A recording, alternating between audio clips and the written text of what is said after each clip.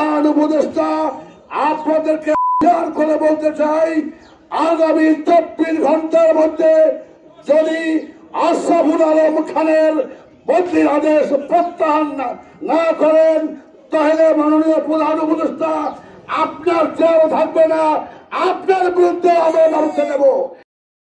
DC সাহেবের বাসার সামনে থেকে যে সিগনেচার হয়েছে, এটি উনি ভাইরাল করে দিয়ে গেছেন।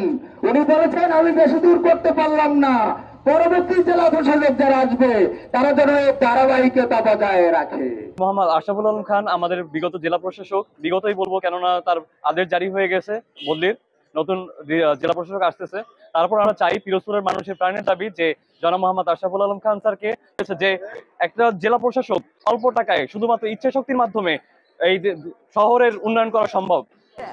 দাবি, প্রাণের দাবি, ডিসি যেন পুনর্বহাল থাকে এবং পিরোজপুরে উন্নয়নের ধারা অব্যাহত রাখে। এর জন্য হচ্ছে এই মর্মে দাঁড়িয়ে সবাই মানববন্ধন করেছে, যেন উনি আরো কিছুদিন থাকে, 6 মাস বা 1 বছর। তার যে পদোন্নতি হয়েছে আমরা আটকে রাখতে পারবো না, কিন্তু আমাদের যৌক্তিক দাবি হচ্ছে তার যে উন্নয়ন ধারাবাহিক যে উন্নয়নমূলক কর্মকাণ্ড পিরোজপুর জেলাকে নিয়ে, সেই ধারাবাহিক যে উন্নয়নমূলক কর্মকাণ্ড, যে অসমাপ্ত কাজগুলো, সে 3 মাস লাগুক, 4 মাস লাগুক, 5 মাস লাগুক, 6 মাস লাগুক, এই কয় মাসে সে যেন করে যেতে পারে।